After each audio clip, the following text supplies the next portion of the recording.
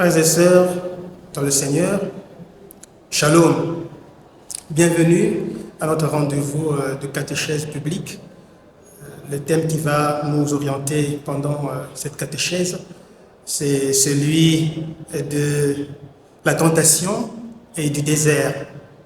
Nous allons tour à tour essayer de décrire ces réalités spirituelles. D'abord la tentation, en essayant de voir dans des textes de référence, nous en aurons deux, un dans l'Ancienne Alliance et un autre dans la Nouvelle Alliance. Qu'est-ce qu'est la tentation? Quelles sont les variations capables de nous permettre d'entrer en profondeur de cette réalité spirituelle qu'on appelle la tentation? Et en second lieu, le désert. Quelles sont les significations possibles du désert? Nous savons que notre Seigneur Jésus-Christ a été tenté dans le désert. Et nous verrons également, en essayant de prolonger un peu, est-ce que la réalité de la tentation affecte aussi Dieu lui-même? Voilà, Jésus-Christ, Fils de Dieu, au désert a été tenté. Mais il y a le psaume 94 qui dit aussi que nos pères dans la foi au désert ont tenté pour provoquer Dieu. Voilà, sans plus tarder, nous allons lire des textes de référence qui nous permettront de décrire cette réalité de la tentation. Le premier texte, c'est celui que nous tirons dans le livre de la Genèse. Genèse chapitre 2, versets 7 à 9. Ajoutez à cela le chapitre 3, les 7 premiers versets. Je lis au nom du Seigneur Jésus-Christ. Alors, le Seigneur Dieu forma l'homme.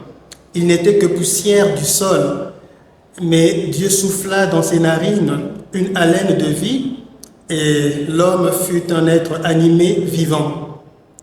Dieu planta un jardin en Éden, à l'Orient, et il y plaça l'homme qu'il avait formé. Dieu fit pousser du sol toutes sortes d'arbres, agréables à voir et bons à manger.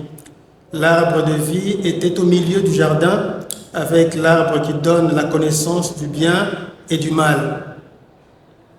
Nous allons au chapitre 3, versets 1 à 7. Le serpent était le plus rusé de toutes les bêtes sauvages que Dieu avait faites. Il dit à la femme, « Vraiment, Dieu a dit, vous ne mangerez d'aucun des arbres du jardin ?» La femme répondit au serpent, « Nous pouvons manger du fruit des arbres du jardin, mais pour le fruit de l'arbre qui est au milieu du jardin, Dieu a dit, vous n'en mangerez pas, vous n'y toucherez pas, sinon vous allez mourir. » Le serpent dit à la femme, « Non, ce n'est pas cela qui se passera à coup sûr, mais Dieu sait que le jour où vous en mangerez, vos yeux s'ouvriront et vous serez alors comme des dieux. Vous connaîtrez le bien et le mal. » La femme vit que le fruit de l'arbre était bon à manger, agréable à voir et très utile pour acquérir la sagesse. Elle prit de son fruit, elle en mangea et en donna également à son mari qui était avec elle, et il en mangea aussi. Alors leurs yeux s'ouvrirent et ils découvrirent qu'ils étaient nus. Ils se firent des pagnes avec des feuilles, des figuiers qu'ils avaient entrelacés. Nous allons maintenant explorer la Nouvelle Alliance, le Nouveau Testament. Ce sont les 11 premiers versets du 4e chapitre, la tentation de Jésus au désert. Jésus fut alors conduit par l'Esprit au désert pour y être tenté par le diable. Il resta 40 jours et 40 nuits sans manger, après quoi il eut faim. Le tentateur s'approcha donc et lui dit, « Si tu es le Fils de Dieu, dis à ces pierres qu'elles deviennent des pains. » Mais Jésus lui répondit, « Il est écrit que l'homme ne vit pas seulement de pain, mais de toute parole qui sort de la bouche de Dieu. » Alors le diable l'emmène à la ville sainte et le dépose sur le rempart du temple. Et il lui dit, « Si tu es le Fils de Dieu, jette-toi en bas, car il est écrit, il a donné pour toi un ordre à ses anges. De leurs mains, ils te tiendront de peur que ton pied ne heurte quelque pierre. » Mais Jésus lui répond, « Il est écrit aussi, tu ne mettras pas au défi le Seigneur ton Dieu. » Une fois encore, le diable l'emmène à une très haute montagne et lui montre toutes les nations du monde dans toute leur splendeur. Et il lui dit, Je te donnerai tout cela si tu tombes à mes pieds pour m'adorer. Mais Jésus lui dit, retire-toi, Satan, car il est écrit, tu adoreras le Seigneur ton Dieu seul. C'est lui seul à qui tu rendras un culte. Gloire et louange à toi, Seigneur Jésus-Christ. Oui, chers frères et sœurs, nous partons de ces deux textes de référence pour méditer ces deux réalités, la tentation et le désert. Commençons par la tentation.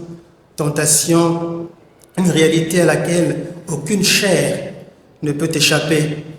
Nous venons de le voir, même le Fils de Dieu, notre Seigneur Jésus-Christ, n'a pas échappé à cette réalité de la tentation, tout simplement parce qu'il avait accepté de prendre notre chair et il s'était fait homme. Ainsi, le côté charnel en lui, le côté incarné en lui est devenu également capable d'être atteint par la tentation. La tentation touche notre côté fragile, nous, êtres humains.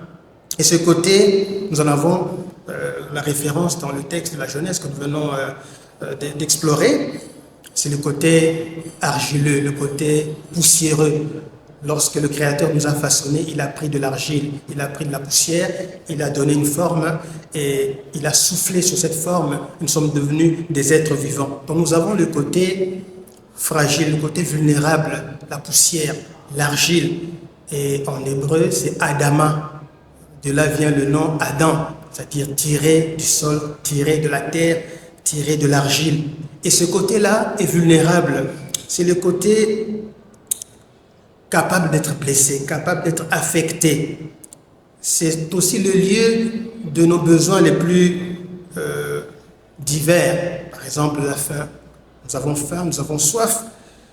Nous avons besoin d'affection, besoin de douceur, besoin d'amour, besoin d'être aimé, mais aussi besoin de reconnaissance, besoin d'être validé, d'avoir un peu de valeur aux yeux des autres. Ce sont là des besoins liés à la chair, liés à la poussière. Et la première démarche à faire, c'est de ne pas renier ce côté-là. Nous ne devons pas être dans le déni de ce côté fragile de notre existence. Nous avons un côté fragile, c'est ça notre condition humaine. Ce n'est pas un péché, ce n'est pas une condamnation que d'avoir ce côté fragile, parce que sinon Dieu n'aurait pas pris l'argile, pris la poussière pour nous former. Ce côté fragile, c'est aussi un don de Dieu. Mais simplement le fait d'avoir ce côté-là ne signifie pas que nous devons nécessairement succomber à la tentation. La tentation peut toucher, frapper ce côté-là, notre côté fragile, mais il n'est pas dit que nous devons nécessairement succomber à la tentation. Alors, la première démarche, comme je le disais, c'est d'accepter d'abord, d'assumer ce côté-là fragile. Et une fois que ce côté est assumé, nous devons aussi reconnaître que nous ne sommes pas composés que de cela. Quand le Seigneur a pris de l'argile, la poussière pour façonner notre être, il ne s'est pas arrêté à la poussière. Il a soufflé sur les narines de cette forme qui est devenue un être vivant. Donc il y a un deuxième principe qui nous accompagne, c'est le souffle de Dieu. Dieu a soufflé et quand on parle de souffle de Dieu, c'est Dieu lui-même. Nous avons une part de Dieu en nous. Nous ne sommes pas que composés de la fragilité. Nous avons aussi quelque chose qui est fort et c'est l'Esprit de Dieu, le souffle de Dieu. Et rappelons-nous que c'est grâce à ce souffle que le Seigneur lui-même a créé. Le souffle et la parole vont de pair. C'est par sa parole que le Seigneur a façonné toutes choses. Il dit et les réalités ont existé. Donc nous avons un côté fort et nous devons aussi nous référer à ce côté fort, Dieu en nous, le souffle de Dieu en nous. Je peux donner quelques occurrences dans le Nouveau Testament, les paroles du Christ lui-même. Quand nous lisons Jean chapitre 6, verset 63, Jésus nous dit « Mes paroles sont l'esprit et vie ». Donc il y a la vie dans le souffle de Dieu, c'est le souffle de Dieu qui donne vie. Comme je le disais, l'homme n'est pas composé que de la matière, que de la mécanique, que de la physiologie. Il y a en nous aussi une part mystique, comme le disait encore Henri Bergson et après lui le poète Charles Péguy. Nous avons une articulation en nous entre la mécanique et la mystique. Nous ne devons pas oublier cela. Le Christ dira encore, Matthieu chapitre 26, verset 41, lorsqu'il avait constaté que les disciples qu'il avait accompagnés pour aller prier au jardin des Oliviers s'endormaient, il est revenu en leur disant « La chair est faible, mais l'esprit est fort. Veillez et priez pour ne pas entrer en tentation. Voilà, nous ne devons pas oublier que nous avons ce côté fort en nous, mais ce côté fort en nous ne peut être révigoré que lorsque nous sommes en phase, en connexion avec le souffle, donc avec la parole de Dieu. D'où l'importance pendant ce temps de carême d'être toujours en interaction avec Dieu par sa parole. C'est la parole de Dieu qui nous fait obéir à cette dimension plus forte en nous qui est le souffle. Et la désobéissance à la parole de Dieu diminue le souffle de Dieu en nous. Nous avons lu le livre de la Genèse, la première lecture de cette méditation. Nous avons vu que la désobéissance, lorsque Adam et Ève ont désobéi à Dieu pour obéir à cette voix qui leur disait qu'on pouvait manger de ce fruit au milieu de l'arbre, leurs yeux s'ouvrirent. Mais leurs yeux se sont ouverts, pourquoi? Pour voir la nudité, c'est-à-dire le rien, pour revenir à la poussière. Alors que l'obéissance du Fils de Dieu, Jésus-Christ qui a obéi jusqu'à mourir sur la croix, nous a ouvert les yeux. Et lorsque nous avons les yeux ouverts par l'obéissance, c'est pour contempler les merveilles même de Dieu. Alors notre prière, c'est d'avoir des yeux ouverts, non pas par la désobéissance. Quand les yeux sont ouverts par la désobéissance, c'est la connaissance du monde, c'est le pouvoir du monde, ce sont les savoirs du monde qui n'ont pas d'avenir. Mais lorsque nos yeux s'ouvrent par l'obéissance à la parole de Dieu, nous contemplons les merveilles de Dieu. Voilà pourquoi, à la fin de ces 3 tentations, les anges de Dieu sont venus servir le Fils de Dieu pour montrer que le désert a été transformé en paradis. Alors nous embrayons directement, mes frères et mes sœurs, sur la notion de désert, après avoir exploré la tentation. Mais le désert, c'est quoi? Alors, généralement, on décrit le désert comme étant un lieu aride, un lieu desséché, c'est normal, mais regardons en profondeur. Le désert n'est pas simplement cela. Le désert peut être aussi une promesse, un lieu de bénédiction. Et nous pouvons comparer le désert avec le jardin. Adam et Ève, nos premiers parents, ont été tentés tout en étant dans un jardin bien aménagé, où il faisait beau vivre, où tout y était. Mais ils ont succombé quand même à la tentation. Mais le Fils de Dieu a été conduit au désert, là où il n'y a rien, là où il n'y a que la poussière. Et voilà qu'il a été victorieux de la tentation. Donc ne négligeons pas le désert. Le désert, c'est comme quand nous traversons des moments de turpitude, des moments d'épreuve. Cela n'est pas que, n'ouvre pas que vers des chemins perdus. Ça peut être aussi une promesse, ça peut être un tremplin, une rampe de lancement pour aller vers l'avant. Alors regardons le désert avec cette dimension-là de chemin, de promesse, chemin où peut s'accomplir beaucoup de merveilles en nous. Alors le jardin d'Éden, très beau cadre, mais c'était aussi un danger quelque part pour Adam et Ève. C'est un peu lorsqu'on est trop gâté, lorsqu'on a tout, on peut aussi sombrer dans l'ennui. Vous vous rappelez encore cette anecdote, hein? Quelqu'un disait que voilà, un monsieur un jour arrive au paradis, on lui donne une belle chambre, tout est beau, tout est bien. Premier jour, deuxième jour, troisième jour, il commence à s'ennuyer et il demande aux anges qui étaient à ses côtés, mais je ne peux pas aller me promener un peu pour prendre un peu d'air, est-ce que Satan habiterait aussi quelque part ici? Voilà. Donc lorsqu'on est trop gâté, lorsqu'on a tout, il y a une grande tentation qui peut aussi nous guetter, c'est la tentation de l'ennui, la tentation d'aller chercher un autre cadre. Alors, tout jardin n'est pas nécessairement bon, hein, surtout lorsque ce jardin est rempli de réalités mondaines. C'est un peu comme des enfants gâtés, ils n'ont pas de responsabilité, quelquefois ils échouent parce qu'ils n'ont pas appris par la souffrance, par les épreuves, à se forger une personnalité, à se forger voilà, un beau destin. Mais voilà, mais le désert, même si c'est rigoureux, même si c'est aride, ça peut être un moment où on se forge. C'est pourquoi la tentation est très liée au désert, parce que justement, lorsqu'on est aux prises avec des épreuves multiples, on peut se former, on peut apprendre à obéir. Christ a appris l'obéissance en transportant sa croix. Voilà. Ce que nous devrions aussi retenir à travers ces réalités de désert et de tentation, c'est que au cœur même de la tentation, se situe un mensonge, un grand mensonge. Voilà pourquoi le tentateur est appelé père du mensonge. Quand vous lisez Matthieu chapitre 3, versets 13 à 17, le baptême de Jésus, nous avons un grand événement qui s'est opéré. Les cieux se sont ouverts et la voix de Dieu, son Père, a parlé. Celui-ci est mon Fils bien-aimé en qui je mets toute ma joie. Mais regardez, juste après, c'est après le baptême que Jésus a été conduit au désert par l'Esprit pour être tenté. Qu'est-ce que lui dit le tentateur? Si tu es le Fils de Dieu, prends ces pierres et transforme-les en pain. Si tu es le Fils de Dieu, prosterne-toi devant moi, moi je te donnerai toute la richesse. Voilà. Si tu es le Fils de Dieu, ainsi hypothétique, ainsi d'incertitude. Alors qu'il y avait déjà la parole du Père qui avait confirmé le Fils dans son amour. Alors faisons attention à toute tentation, parce que toute tentation s'accompagne des mensonges qui nous fait croire que nous n'avons pas certaines choses alors que nous les avons déjà au départ. Adam et Ève avaient déjà le souffle de Dieu en eux. Alors le menteur est venu lui dire, voilà, si vous désobéissez à Dieu, vos yeux vont s'ouvrir et vous serez comme de Dieu. Alors dans notre démarche vers la sanctification, dans notre marche vers Pâques, soyons attentifs à toutes les réalités qui viennent nous tromper comme ça, nous dire comme si nous étions dans un manque profond alors que Dieu nous a déjà tout donné. Il nous a donné son Fils, il nous a donné son amour. Sa présence est là. Si nous travaillons avec lui, nous pouvons toujours aller de l'avant et nous puissions vaincre certaines tentations qui nous assaillent. Alors, retenons ceci concernant le désert et la tentation.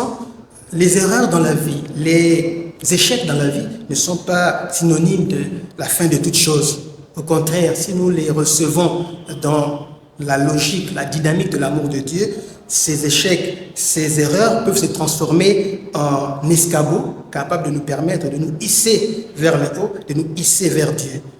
Alors, nous arrivons maintenant à ce psaume, ce fameux psaume 94, 94, versets 7 à 9. C'est le Seigneur lui-même qui parle. Il dit, aujourd'hui, écoutez-vous sa parole, ne fermez pas votre cœur comme au désert, comme au jour de tentation et de défi où vos pères m'ont tenté et provoqué, et pourtant ils avaient vu mon exploit.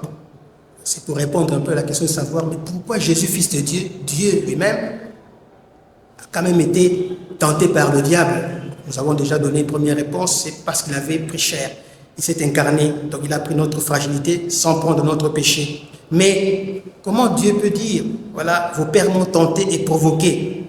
Alors, chers frères et sœurs, j'aimerais méditer avec vous cette phase-là de notre catéchèse pour nous montrer que dans la tentation que nous traversons quelquefois dans la vie, Dieu n'est pas absent, Dieu est concerné. Au fait, cette tentation est d'abord dirigée vers Dieu. Le combat spirituel, ce n'est pas d'abord notre combat. Le combat spirituel, c'est le combat de Dieu. Mais comme nous aimons Dieu, nous sommes des aimants Dieu, comme nous croyons en Dieu, nous nous insérons dans son propre combat. Voilà pourquoi au début du carême, on nous dit, les yeux fixés sur Jésus-Christ, entrons dans le combat de Dieu. Alors, la tentation, c'est d'abord orienté vers Dieu. C'est comme si, déjà, les réalités obscures en nous voulaient essayer de provoquer Dieu pour jauger la profondeur de son amour, pour voir jusqu'à quel point l'amour et la miséricorde de Dieu peuvent aller. Or, nous le savons très bien, personne, nul ne peut mesurer la longueur, la largeur, la hauteur, encore moins la profondeur de l'amour de Dieu. Donc, la tentation peut être là, les épreuves peuvent être là, mais ces épreuves-là ne nous feront pas toucher le fond de la mer, parce que justement, le fond de l'amour de Dieu, le fond de la miséricorde de Dieu n'existe pas, il n'y a pas de fond. C'est un océan sans fond, la miséricorde de Dieu.